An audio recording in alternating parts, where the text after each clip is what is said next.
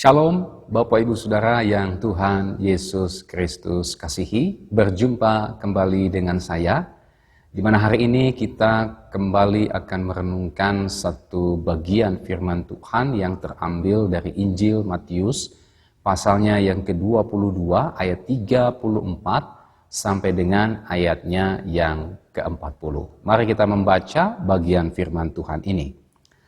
Ketika orang-orang Farisi mendengar bahwa Yesus telah membuat orang-orang Saduki itu bungkam, berkumpullah mereka, dan seorang dari mereka, seorang ahli Taurat, bertanya untuk mencobai dia, "Guru, hukum manakah yang terutama dalam hukum Taurat?"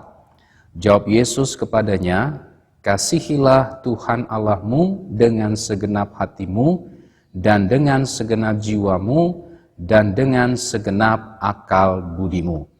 Itulah hukum yang terutama dan yang pertama. Dan hukum yang kedua yang sama dengan itu ialah, kasihilah sesamamu manusia seperti dirimu sendiri. Pada kedua hukum inilah tergantung seluruh hukum Taurat dan kitab para nabi." Bapak Ibu Saudara yang Tuhan Yesus Kristus kasihi, di dalam perikop yang menjadi renungan kita pada hari ini, kita melihat ada seorang dari ahli Taurat, ya. Ahli Taurat ini termasuk juga orang Farisi. Dia datang bertanya kepada Yesus. Tetapi yang menarik, dicatat di situ bahwa dia bertanya untuk mencobai Yesus. Jadi bertanya bukan karena ingin belajar, tapi justru bertanya karena ingin mencobai Yesus. Dia mengajukan sebuah pertanyaan di dalam ayat 36, "Guru, hukum manakah yang terutama dalam hukum Taurat?" Nah, Bapak Ibu Saudara yang Tuhan Yesus Kristus kasihi, orang Farisi ini datang kepada Tuhan Yesus untuk bertanya. Tapi justru pertanyaan ini punya motif. Pertanyaan ini punya tujuan. Tujuan motifnya justru tidak baik. Tujuan atau motifnya justru tidak benar. Karena motif dan tujuan dari orang Farisi ini atau orang ahli Taurat ini bertanya kepada Yesus adalah untuk mencoba Yesus. Yang ditanya adalah hukum yang terutama dari hukum Taurat. Nah, mengapa seorang ahli Taurat, seorang pakar kitab suci bertanya kepada Yesus, manakah hukum yang terutama di dalam hukum Taurat? Nah, Bapak Ibu Saudara yang Tuhan Yesus Kristus kasihi, pada masa itu para rabi mencatat bahwa ada 613 hukum Tuhan yang terdapat di dalam hukum Taurat. Nah, dari 613 itu mereka membagi hukum-hukum itu menjadi hukum-hukum atau perintah-perintah yang terutama dan yang tidak terutama. Atau hukum-hukum yang dianggap besar, dianggap berat, ya, dan juga hukum-hukum yang dianggap kecil atau ringan. Mereka membagi perintah-perintah itu berdasarkan perintah-perintah yang penting dan yang tidak penting. Ya, misalnya, sebagian rabi mengajarkan bahwa hukum yang terutama itu adalah hukum sunat. Tetapi yang lain tidak setuju. Yang lain mengatakan bahwa bukan hukum sunatlah yang terutama. Yang terutama itu adalah hukum sabat misalnya. Tapi ada pendapat lain yang mengatakan bahwa bukan hukum sunat, bukan hukum sabat yang terutama. Yang terutama dan yang terpenting dalam hukum Taurat itu adalah hukum korban-korban misalnya.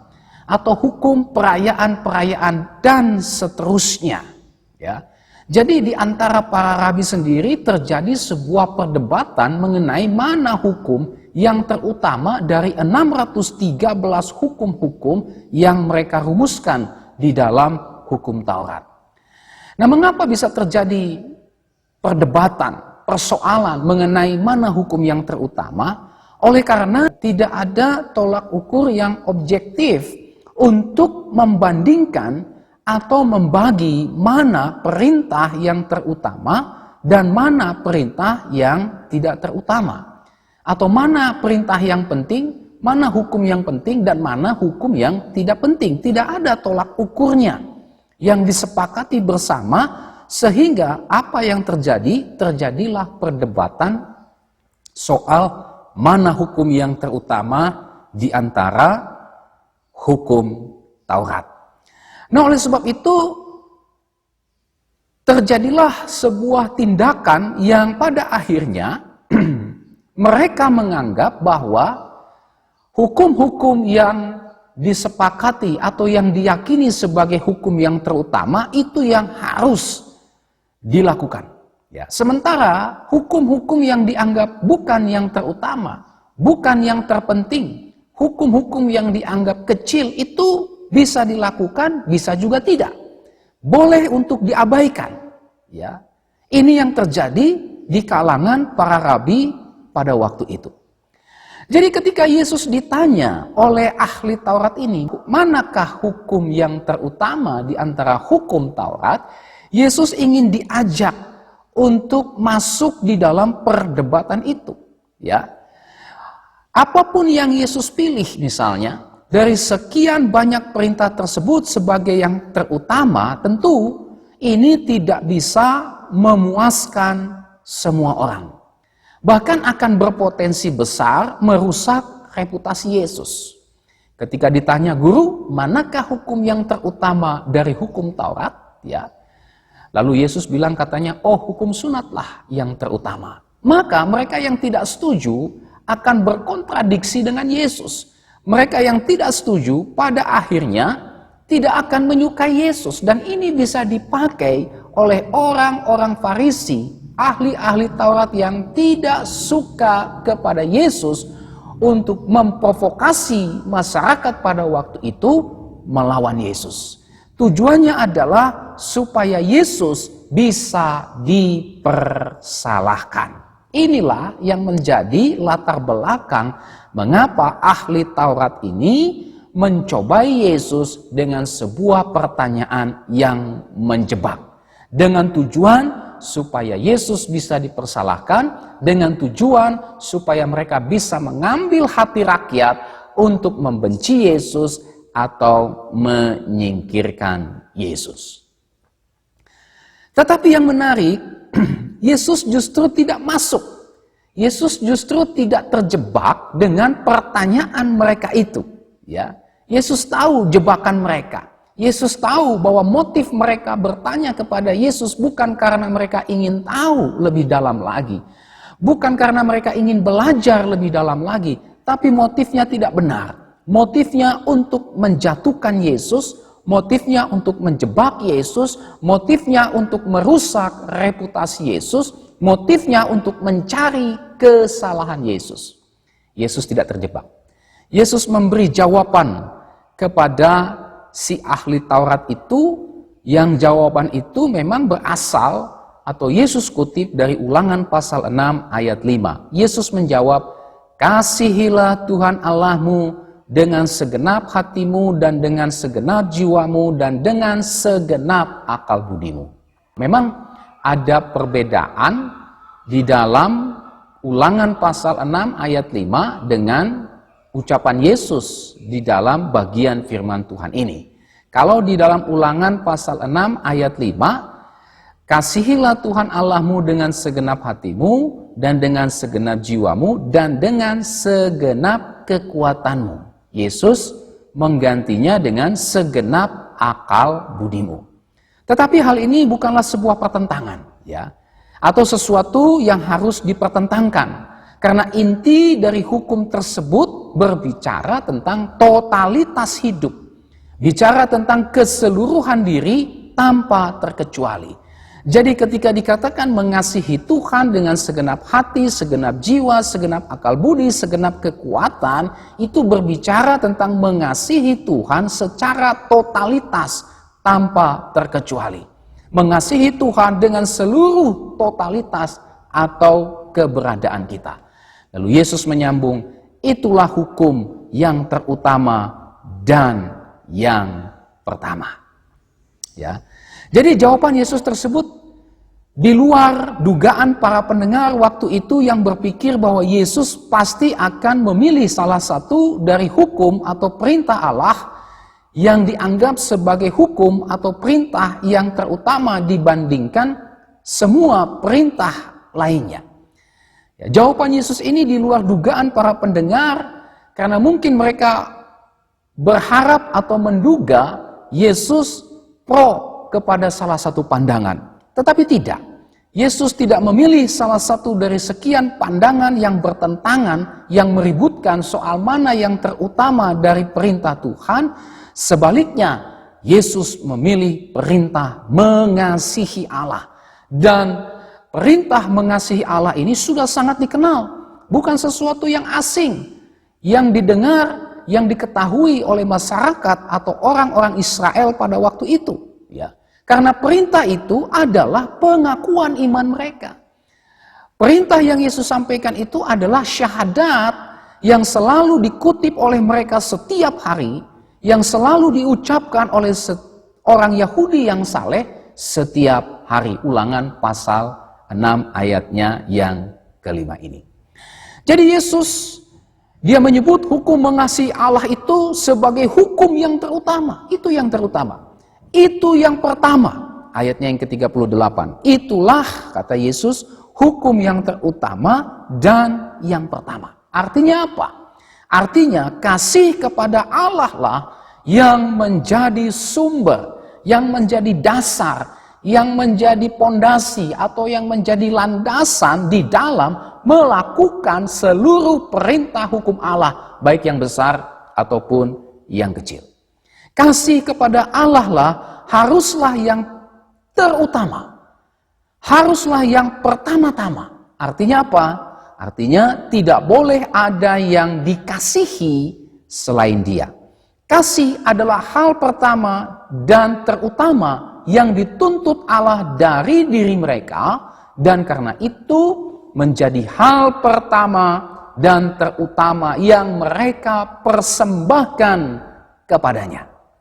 Kasih Allah menjadi sumber kepatuhan mereka di dalam melakukan semua hukum atau perintah Tuhan yang lain. Semua hukum, semua perintah, baik yang besar maupun yang kecil, baik yang kelihatan penting maupun kelihatan remeh, semua itu akan diterima, dilakukan secara totalitas. Segenap hati, segenap jiwa, segenap kekuatan, segenap akal budi, kalau itu semua mengalir dari kasih kepada Allah. Tanpa adanya kasih kepada Allah secara totalitas hidup, maka mereka hanya melakukan seluruh perintah Allah itu sebagai sebuah rutinitas, sebagai sebuah upacara yang sifatnya ritual atau sifatnya seremonial belaka saja, atau hanya sebuah aktivitas agama saja, atau hanya sebuah demonstrasi bahwa mereka adalah orang-orang yang beragama dengan tujuan supaya dilihat orang sebagai orang-orang yang beragama saja. Atau bisa jadi mereka lakukan semua perintah Tuhan itu berdasarkan kebenaran mereka sendiri. Nah, Bapak Ibu Saudara yang Tuhan Yesus Kristus kasihi, setelah Yesus mengucapkan hukum yang pertama dan yang terutama, kasihilah Tuhan dengan segenap totalitas hidupmu, Yesus melanjutkan dengan hukum yang kedua yang sama dengan itu, ayat 39. Atau bisa juga diterjemahkan hukum yang kedua yang sama seperti itu, sama seperti hukum yang pertama itu. Atau bisa juga diterjemahkan hukum yang kedua yang mirip seperti hukum yang pertama itu. Itu dikutip dari Imamat pasal 19 ayat 11. Kasihilah sesamamu manusia seperti dirimu sendiri. Kasih kepada sesama seperti kasih kepada diri sendiri. Ya. Orang Yahudi, orang Farisi tampaknya memang cenderung untuk mengartikan sesama manusia itu hanya sebatas kawan sebangsa mereka saja. Dan mereka justru bersikap anti terhadap sesama manusia yang di luar mereka anggap sebagai bangsa bukan pilihan Allah. Ya. Bahkan sebenarnya sikap mereka yang berusaha menjebak Yesus dan mencari-cari kesalahan Yesus sebenarnya telah melanggar hukum yang kedua ini. Ya. Yesus memberi dua jawaban hukum yang terutama, dan di antara hukum Taurat itu adalah kasihilah Tuhan Allahmu secara totalitas hidupmu, dan yang kedua kasihilah sesamamu manusia seperti dirimu sendiri. Lalu kemudian dalam ayatnya yang ke-40 Yesus mengatakan, pada kedua hukum inilah tergantung seluruh hukum Taurat dan kitab para nabi. Pada kedua hukum inilah seluruh perintah yang ada dalam hukum Taurat, seluruh apa yang disampaikan dalam kitab para nabi, ya, tergantung kepada hukum kasihilah Tuhan Allahmu dengan segenap totalitas hidupmu dan kasihilah sesamamu manusia seperti dirimu sendiri. Artinya, kedua hukum tersebut merupakan intisari, merupakan hakikat, merupakan isi dari semua perintah atau hukum Tuhan. Kedua hukum itu meliputi seluruh hukum Taurat dan kitab para nabi. Nah, dari apa yang Yesus katakan kepada si ahli Taurat yang mencobai Yesus dengan sebuah pertanyaan, kita bisa melihat beberapa pelajaran penting sebenarnya yang Yesus ingin sampaikan kepada orang-orang Farisi yang mencobai dia dengan sebuah pertanyaan, termasuk juga kepada semua pendengar pada waktu itu. Pelajaran apa yang Yesus ingin sampaikan kepada orang Farisi atau si ahli Taurat itu dan kepada semua orang banyak yang mendengar pada waktu itu? Yang pertama adalah Kristus membalas tipu muslihat dan kelicikan mereka yang berusaha menjebak Yesus dengan mengajar mereka, menuntun mereka untuk mengerti ajaran kitab suci dengan benar. Ya. Yesus tahu mereka licik. Yesus tahu bahwa dengan pertanyaan itu mereka ingin mencobai mencari kesalahan Yesus. Tapi Yesus memberi jawaban yang sifatnya mengajar mereka tentang bagaimana mengerti dan melakukan ajaran kitab suci dengan benar. Yesus tahu persis motif mereka tidak benar, kelicikan mereka, tipu muslihat mereka. Yesus tahu, ya, motif mereka dengan mengangkat isu pertentangan ajaran agama, ya. Bukan untuk belajar mendalami ajaran agama, bukan untuk mencari kebenaran ajaran kitab suci, tapi justru dipakai untuk menjebak dan mencari kesalahan Yesus, sehingga dengan demikian mereka bisa menyingkirkan Yesus.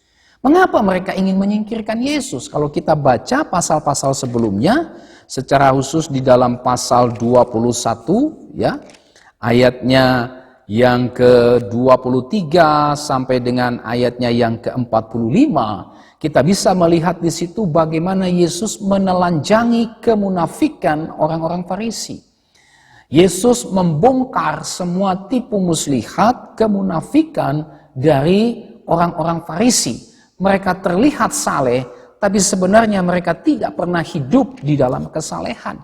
Mereka terlihat melakukan hukum-hukum Allah, tapi sebenarnya mereka tidak pernah melakukan hukum-hukum Allah. Tidak ada kasih di dalam hati mereka untuk melakukan hukum-hukum Allah. Nah, Yesus membongkar kemunafikan mereka oleh karena mereka merasa dipermalukan, oleh karena mereka dibongkar segala kemunafikannya oleh Tuhan Yesus, maka mereka berusaha untuk menyingkirkan Yesus. Mereka juga iri hati dengan Yesus. Mereka dengki dengan Yesus. Maka mereka berusaha untuk menjatuhkan Yesus. Mereka menggunakan berbagai macam cara untuk menjebak Yesus dan menemukan atau mencari-cari kesalahan Tuhan Yesus. Tetapi Yesus mengajar mereka terus untuk bisa mengerti ajaran kitab suci dengan benar. Dan pada akhirnya Yesus mungkin saja berharap mereka bertobat dari kesesatan mereka tersebut. Ini yang pertama. Yang kedua, pelajaran yang ingin Yesus berikan kepada orang Farisi, ahli Taurat, dan para pendengar pada waktu itu adalah menegur praktek meremehkan perintah atau hukum Tuhan dengan membaginya menjadi mana yang harus dilakukan dan mana yang bisa diabaikan. Ya. Dengan kata lain, Yesus ingin menegur praktek meremehkan firman Tuhan. Menegur praktek yang hanya melakukan sebagian firman Tuhan karena bagi mereka dianggap penting, sementara yang bagi mereka dianggap remeh itu tidak perlu untuk dilakukan atau bisa untuk diabaikan. Ya. Nah, Yesus tegur, ya, baik firman Tuhan yang kelihatannya besar, penting, ataupun kelihatan ringan dan remeh, itu adalah firman Tuhan dan itu harus dilakukan dengan segenap hati. Ya. Matius pasal 23 ayat 23, Yesus pernah menegur orang-orang Farisi dan ahli-ahli Taurat. Dia bilang begini, celakalah kamu hai ahli-ahli Taurat dan orang-orang Farisi. Hai kamu orang-orang munafik, sebab persepuluhan dari selasih, adas manis dan jintan kamu bayar, tetapi yang terpenting dalam hukum Taurat kamu abaikan, yaitu keadilan dan belas kasihan dan kesetiaan. Yang satu harus dilakukan dan yang lain jangan diabaikan. Ya. Mereka setia untuk melakukan upacara-upacara keagamaan tetapi mengabaikan keadilan, belas kasihan dan kesetiaan. Padahal Tuhan mengajarkan memang boleh saja kamu melakukan ritual-ritual agamamu sebagai bentuk penyembahan kepada Tuhan, tetapi hidupmu juga harus berkeadilan. Hidupmu juga harus menaruh belas kasihan kepada orang-orang di sekitarmu, dan hidupmu juga harus menunjukkan kesetiaan. Tapi mereka justru menganggap keadilan, belas kasihan, dan kesetiaan tidak penting. Bisa diabaikan. Yang penting upacara, kewajiban, ritual ibadah dilaksanakan, kasih persepuluhan, ya, memberikan korban-korban itu penting. Tapi untuk melakukan keadilan, belas kasihan dan kesetiaan, itu bisa diabaikan. Nah, ini yang ditegur oleh Yesus. Itu sebabnya Yesus berkata, celakalah kamu. Ya, membagi firman Tuhan mana yang bisa dilaksanakan, mana yang bisa untuk diabaikan atau tidak dilakukan. Kemudian Yakobus 2 ayat 10, sebab barang siapa menuruti seluruh hukum itu, tetapi mengabaikan satu bagian daripadanya, ia bersalah terhadap seluruhnya. Sebab ia yang mengatakan jangan bersinah, ia mengatakan juga jangan membunuh. Jadi jika kamu tidak bersinah tetapi membunuh, maka kamu menjadi pelanggar hukum juga. Hal yang sama disampaikan oleh Yakobus. Kemudian Matius pasal 5 ayat 19. Karena itu, siapa yang meniadakan salah satu perintah hukum Taurat sekalipun yang paling kecil, kata Yesus, dan mengajarkannya demikian kepada orang lain, ia akan menduduki tempat yang paling rendah di dalam kerajaan sorga. Tetapi siapa yang melakukan dan mengajarkan segala perintah-perintah hukum Taurat sekalipun yang paling kecil, kata Yesus, ia akan menduduki tempat yang tinggi dalam kerajaan sorga. Lalu kemudian Matius pasal 15 ayat 4-6. Sebab Allah berfirman, hormatilah ayahmu dan ibumu. Dan lagi, siapa yang mengutuki ayahnya atau ibunya pasti dihukum mati. Tetapi kamu berkata, barang siapa berkata kepada bapaknya atau kepada ibunya, apa yang ada padaku yang dapat digunakan untuk pemeliharaanmu, sudah digunakan untuk persembahan kepada Allah, orang itu tidak wajib lagi menghormati bapaknya atau ibunya. Yesus katakan, dengan demikian firman Allah kamu nyatakan tidak berlaku demi adat istiadatmu sendiri. Ya. Jadi bisa saja mengabaikan orang tua, bisa saja tidak lagi menghormati bapaknya dan ibunya, ya, karena kamu melakukan kegiatan agama yang lain. kamu memberi persembahan kepada Allah, padahal bapak mamamu membutuhkan perhatianmu, membutuhkan kasihmu, tapi atas nama karena saya mau mempersembahkan persembahan kepada Allah, maka bisa saja saya mengabaikan pemeliharaan bapak dan ibu saya. Jadi tidak lagi saya boleh menghormati bapak dan ibu saya karena saya sedang mempersembahkan sesuatu kepada Tuhan. Inilah bentuk yang dikecam oleh Yesus. Menganggap satu firman berlaku, tapi menganggap firman yang lain tidak berlaku, ya. Jadi meremehkan bagian-bagian firman Tuhan. Nah, bagi Yesus semua perintah itu adalah perintah Allah. Dan karena itu semuanya harus diperlakukan dengan serius. Tidak ada perintah atau hukum Allah yang boleh diremehkan sama sekali. Ya. Mungkin seringkali kita juga terjebak di dalam apa yang dilakukan oleh orang Farisi dan ahli-ahli Taurat pada waktu itu. Ya, misalnya, ketika kita ingin tampil melayani Tuhan, ketika kita ingin berkhotbah, ketika kita ingin bermain musik, ketika kita ingin memimpin pujian atau pelayanan yang lain, kita menganggap tidak perlu berdoa. Doa bisa saja diabaikan. Yang terpenting saya tampil di depan berkhotbah menyampaikan firman Tuhan. Yang terpenting saya bisa menampilkan talenta saya bermain musik. Yang terpenting saya bisa berdiri memimpin umat, memuji dan menyembah Tuhan, membawa umat untuk bisa menikmati hadirat Tuhan. Doa itu tidak penting, tidak perlu berdoa, tidak berdoa juga tidak apa-apa. Nah, ini sesuatu yang kita lakukan sama persis dengan apa yang dilakukan oleh orang-orang Farisi dan ahli-ahli Taurat pada waktu itu. Satu sisi kita melakukan pelayanan Tuhan, satu sisi kita melakukan perintah Tuhan yang lain, tetapi yang lain yang mungkin tidak suka kita lakukan, yang mungkin tidak sreg di hati kita, yang mungkin ditentukan oleh suasana hati kita, maka kita katakan itu boleh kita abaikan, padahal itu adalah perintah Tuhan. Ya. Nah, Yesus mengajar, jangan meremehkan perintah hukum Tuhan, ya, baik yang menurut kita besar maupun yang menurut kita kecil. Besar kecilnya perintah Tuhan itu adalah sama dengan perintah Tuhan yang perlu kita lakukan secara totalitas hidup kita. Segenap hati, segenap jiwa, segenap kekuatan, dan segenap akal budi. Pelajaran yang ketiga yang Yesus ingin sampaikan kepada orang-orang Farisi dan ahli-ahli Taurat dan juga para pendengar pada waktu itu adalah menegur kemunafikan mereka yang menjalankan perintah hukum Tuhan hanya sebatas ritual belaka. Hanya sebatas aktivitas formal belaka tanpa kasih kepada Allah.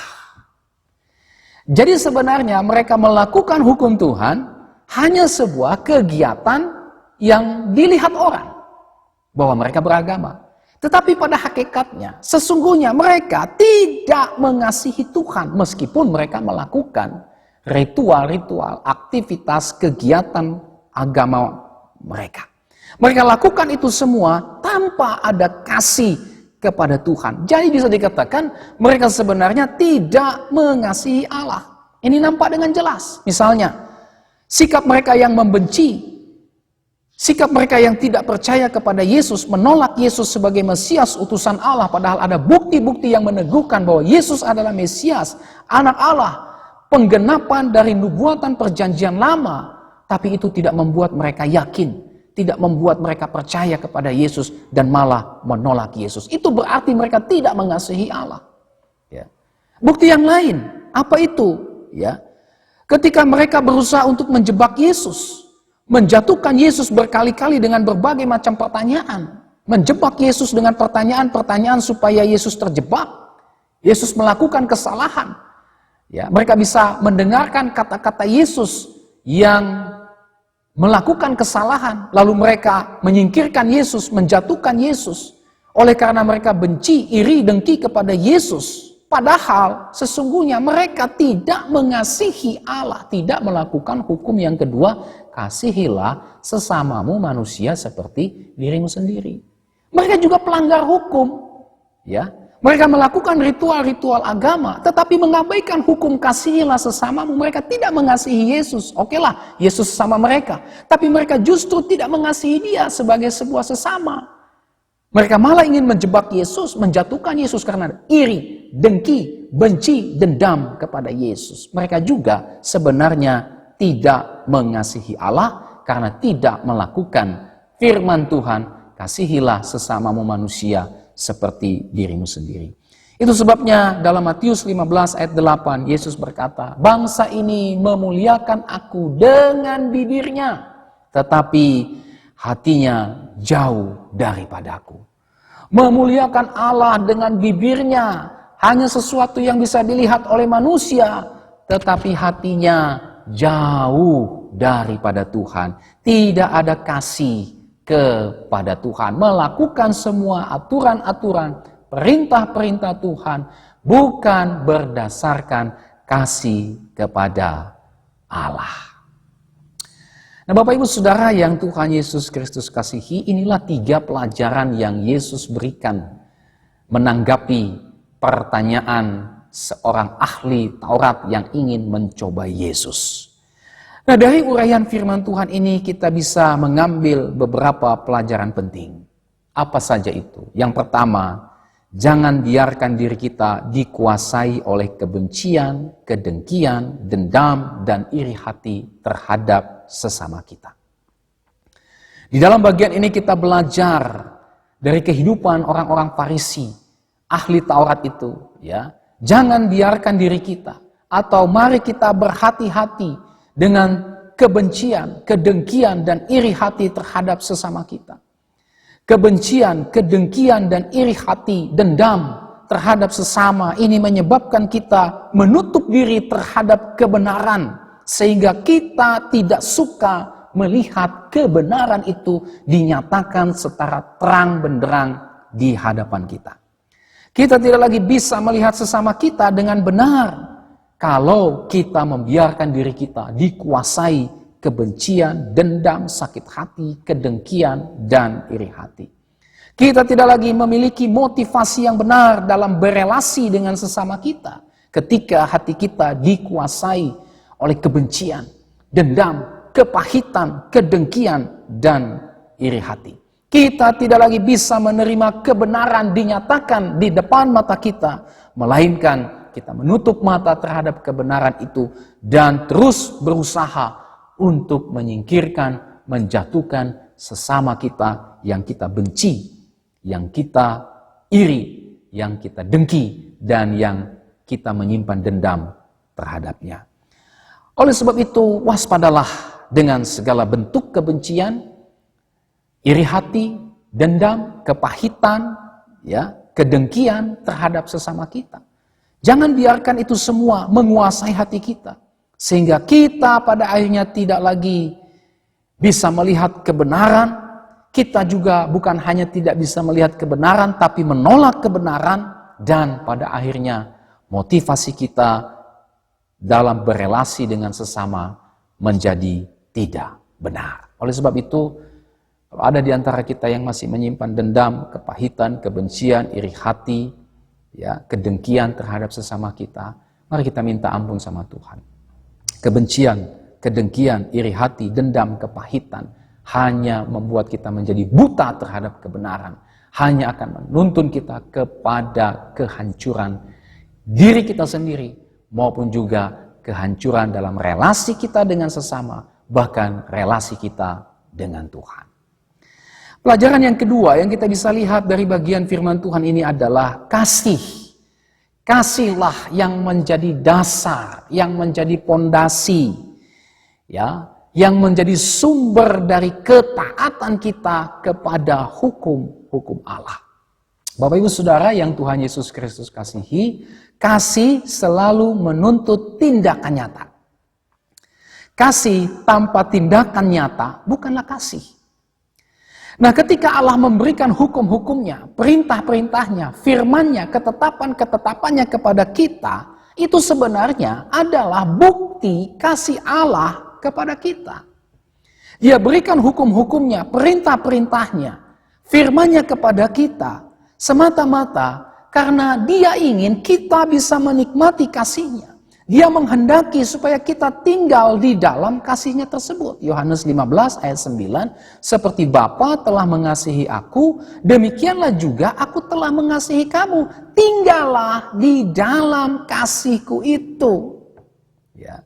Allah memberikan hukum-hukumnya. Allah memberikan perintah-perintahnya, firman-Nya kepada kita, ketetapan-ketetapannya kepada kita. Bukanlah untuk mengekang kita, bukan untuk menindas kita, bukan untuk membatasi kebebasan kita, bukan untuk menghancurkan hidup kita, tetapi semata-mata karena Dia mengasihi kita. Tuhan bilang, jangan menyimpan kepahitan. Tuhan tidak mau kita menderita karena kepahitan. Tuhan tidak mau relasi kita dengan sesama menjadi hancur. Karena dengan memelihara kepahitan, memelihara kebencian itu hanya merusak diri kita sendiri. Tuhan tidak mau kita rusak. Itu sebabnya Dia bilang, lepaskanlah pengampunan. Tuhan tidak mau kita menjadi hidup tanpa kendali. Tuhan tidak mau kita hidup untuk memuaskan ambisi, hawa nafsu kita. Sehingga Dia memberikan perintah-perintahnya, petunjuk-petunjuknya, rambu-rambunya. Supaya kita berhati-hati jangan sampai terjebak dengan dosa, hawa nafsu, keinginan dunia yang membawa kita hancur. Tuhan tidak mau kita hancur. Tuhan tidak mau kita mengalami kebinasaan. Itu sebabnya Dia memberikan perintah-perintahnya, firman-Nya, ketetapan-ketetapannya, hukum-hukumnya untuk memelihara kita tetap bisa menikmati persekutuan yang indah dengan Tuhan. Ini merupakan kasih Allah. Oleh sebab itu, mari kita perbaiki konsep dan pikiran kita bahwa perintah Tuhan membebani kita, bahwa firman Tuhan membebani kita, bahwa ketetapan hukum-hukum Tuhan membebani kita, membatasi kebebasan kita. Tidak, konsep itu salah. Yang benar adalah ketika Tuhan memberikan perintahnya, firman-Nya kepada kita, ketetapan hukum-hukumnya kepada kita, karena Dia mengasihi kita. Oleh sebab itu, karena Tuhan telah menyatakan kasih-Nya kepada kita dan menghendaki kita tinggal di dalam kasih-Nya, maka mari kita tinggal di dalam kasih-Nya tersebut dengan melakukan seluruh hukum-hukumnya, perintah-perintahnya, ketetapan-ketetapannya, dan firman-Nya. Yohanes 14 ayat 15 berkata, jikalau kamu mengasihi aku, kamu akan menuruti segala perintahku. Sekali lagi, jikalau kamu mengasihi aku, kamu akan menuruti segala perintahku. Kalau kamu mengasihi aku, kata Tuhan, buktinya adalah, kamu akan menuruti segala perintahku. Jadi melakukan seluruh perintah Tuhan bukan sesuatu yang membebani, tetapi wujud kasih kita. Ekspresi kasih kita kepada Tuhan. Kasihlah yang harus menjadi dasar, yang menjadi alasan, yang menjadi motivasi kita di dalam melakukan seluruh hukum-hukum Tuhan. Seluruh perintah Tuhan, seluruh firman Tuhan dengan segenap hati kita, dengan segenap jiwa kita, dengan segenap kekuatan kita, dengan segenap akal budi kita, segenap totalitas hidup kita. Kasih kepada Allah adalah yang terutama dan yang pertama. Terutama dan yang pertama. Allah mau supaya kita mengasihi Dia sebagai satu-satunya, bukan salah satunya. Oleh sebab itu, ketika kita hidup kudus, berjuang untuk hidup kudus, ketika kita terus tekun beribadah, ketika kita terus setia melayani Tuhan, ketika kita jatuh dalam dosa dan kembali berjuang untuk bangkit meminta pertolongan anugerah dari Roh Kudus untuk bangkit dari dosa-dosa kita, maju kembali meninggalkan dosa-dosa itu dan terus belajar untuk semakin serupa dengan Kristus. Ketika kita setia melayani Tuhan, ketika kita memberi persepuluhan dan persembahan lainnya, korban-korban yang lainnya kepada Tuhan, memberitakan Injil, bekerja dengan jujur, tidak kompromi dengan dosa dan gaya hidup dunia, berjuang menjauhi hawa nafsu, tetap sabar di dalam kesesakan, memberi perhatian, bantuan kepada sesama kita yang sedang dalam kesusahan, berjuang untuk menjadi terang dan garam dunia ini, semuanya itu bukan lagi menjadi sesuatu yang membebani kita, melainkan sesuatu yang kita lakukan dengan sukacita. Kenapa? Karena kita melakukan itu semua karena kasih kepada Allah. Ya. Dan kasih kepada Allah ini menghasilkan kasih kepada sesama. Kasih kepada sesama adalah bukti dari kasih kita kepada Allah. Tidak ada orang yang menyakiti atau merusak dirinya sendiri. Pasti dia akan merawat dirinya sendiri sedemikian rupa dan memberikan semua yang terbaik. Demikian pula dalam relasi kita dengan sesama kita, kita pasti tidak akan menyakiti atau menghancurkan kehidupan sesama kita. Itu sebabnya Yesus bilang, kasihilah sesamamu manusia seperti engkau mengasihi dirimu sendiri. Bahkan Tuhan Yesus mengajar kita di dalam Matius 7 ayat 12, segala sesuatu yang kamu kehendaki supaya orang perbuat kepadamu, perbuatlah demikian juga kepada mereka. Itulah isi seluruh hukum Taurat dan kitab para nabi. Rasul Paulus mengatakan dalam Roma 13 ayat 10, kasih tidak berbuat jahat terhadap sesama manusia, karena itu kasih adalah kegenapan hukum Taurat. Rasul Yohanes menasihati kita dalam 1 Yohanes 4 ayat 20-21. Jikalau seorang berkata, aku mengasihi Allah, dan ia membenci saudaranya, maka ia adalah pendusta. Karena barang siapa tidak mengasihi saudaranya yang dilihatnya, tidak mungkin mengasihi Allah yang tidak dilihatnya. Dan perintah ini kita terima dari Dia. Barang siapa mengasihi Allah, ia harus juga mengasihi saudaranya. Kita tidak akan berbuat jahat kepada sesama kita. Sama seperti kita mengasihi diri kita sendiri. Demikianlah kita juga mengasihi sesama kita. Sama seperti kita tidak mau merusak, menghancurkan diri sendiri. Demikianlah kita lakukan terhadap sesama kita. Dan ketika kita memberitakan Injil kepada sesama kita, itu juga adalah bukti kasih kita kepada sesama kita. Karena kita tidak mau, kita tidak menghendaki sesama kita binasa karena dosa. Nah, Bapak Ibu Saudara yang Tuhan Yesus Kristus kasihi, inilah seluruh uraian bagian firman Tuhan pada hari ini. Di sini kita bisa belajar bahwa kasihlah yang seharusnya menjadi motivasi kita, menjadi dasar, landasan, pondasi kita, sumber utama kita di dalam relasi kita dengan Allah dan sesama kita. Ketika kita melakukan perintah Allah, kita melakukannya karena kasih. Demikian pula ketika kita menjalani relasi kita dengan sesama kita melakukannya karena kasih. Motivasi yang benar dalam melakukan kehendak Allah adalah kasih. Karena kasihlah maka kita melakukan perintah Allah dengan seluruh totalitas hidup kita.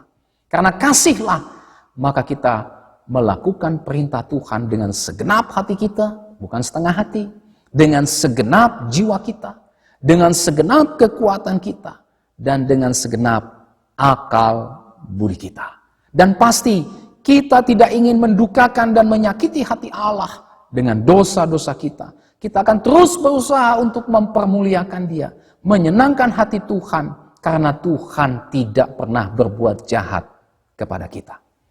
Dan karena kasihlah, maka kita tidak ingin juga menyakiti dan menghancurkan kehidupan sesama kita.